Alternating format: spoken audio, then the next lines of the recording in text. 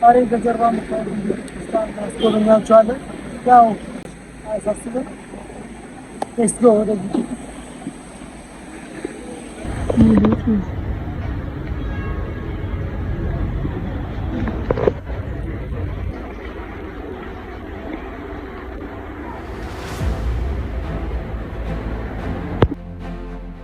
ዛሬ ይዤላችሁ የመጣሁት ታሪክ የአዲስ አበባን ታሪካዊ ምስጢር የሚደብቅና የብዙዎችን ሕይወት የለወጠው አንድ ግዙፍ መንፈሳዊ ምሰሶ የሚመለከት ነው።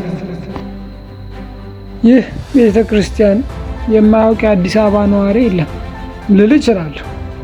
ነገር ግን ከስማችን ጀርባ ያለው ምስጢር ምን ያህላችን እናውቃለን? ዛሬ የደብረ ጽጌ ቅዱስ ዑራኤል ቤተ ክርስቲያንን ያልተሰሙ ታሪኮችና ምስጢራዊ አቀማመጡን ወደሚነግራችሁ ዓለም ልወስዳችሁ ነው። ታሪኩ የሚጀምረው ከስሙ ጥልቅ ትርጉም ነው። ዑራኤል። ዑራኤል ማለት የእግዚአብሔር ብርሃን ማለት ነው።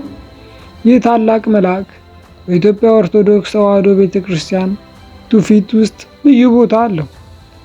ንስሐን የሚያስተምር ብርሃንን የሚያበራና መለኮታዊ ምስጢራትን የሚገልጽ መልአክ ነው። ይህ ስፍራ ለእሱ መወሰኑ ከዚህ ቦታ የሚፈልቀውን ብርሃን ያሳያል። እና ደብረ ጽጌስ ትርጉሙ የጽጌ አበባ ወይም የጽጌ ተራራ ማለት ነው። በዓይነ ሕሊናችሁ አስቡት። በመንፈሳዊ እውቀት በምግባርና በጸሎት ያበበ የቅድስና ሽታው ሩቅ የሚሄድ ተራራ አብይ ከተማ ውስጥ እንደ ተክል ተተክሎ እንደ አበባ ያፈራ የብርሃንና የጽጌ ተራራ።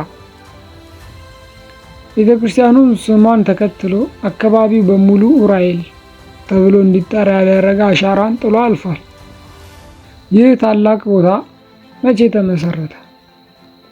ብዙዎች እንደሚስማሙበት በአዲስ አበባ ከተማ እድገት መጀመሪያ ማለትም በ19ኛው መቶ ክፍለ ዘመን መጨረሻ ወይም በ20ኛው ክፍለ ዘመን መጀመሪያ አካባቢ በቅዱስ ዑራኤል ስም የተጀመረ የአምልኮ ስፍራ ነበር። ነገር ግን አሁን የምትመለከቱት ግርማ ሞገስ ያለው ታላቅ ሕንፃ በተለይ በ20ኛው ክፍለ ዘመን አጋማሽ ላይ በተደረጉት ግዙፍ እድሳትና ማስፋፊያዎች የተገኘ ነው። የቤተ ክርስቲያኑን አሰራር የኢትዮጵያ ኦርቶዶክስ ተዋሕዶ ቤተ ክርስቲያን የሥነ ሕንፃ መለያ ነው። ክብ ወይም ባለ 8 ማዕዘን ቅርጽ ያለው ሲሆን ዘላለማዊነትና የመለኮት ሁሉን አዳኝነትን ያመለክታል።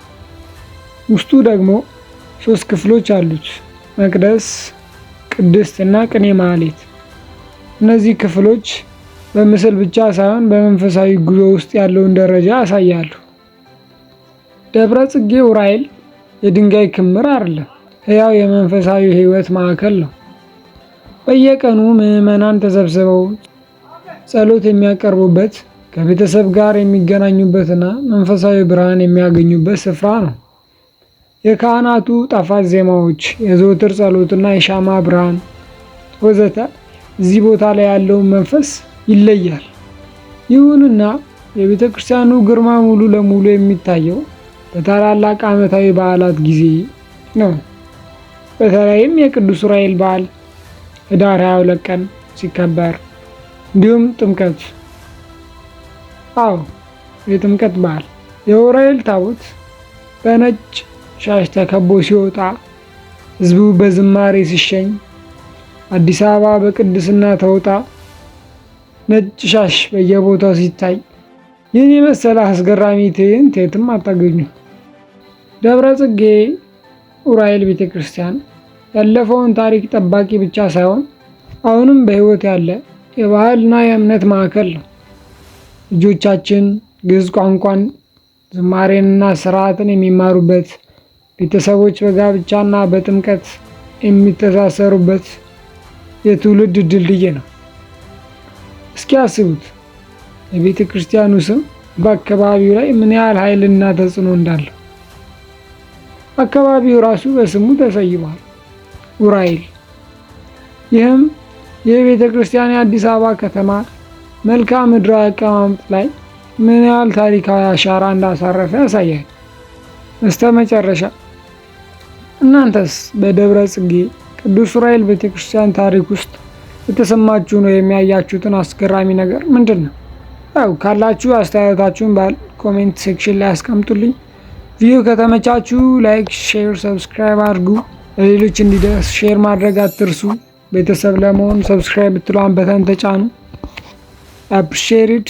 በሚቀጥለው አስገራሚ ታሪክ እስክንገናኝ ድረስ ቸር ሰንብቱ። ፒስ አውት።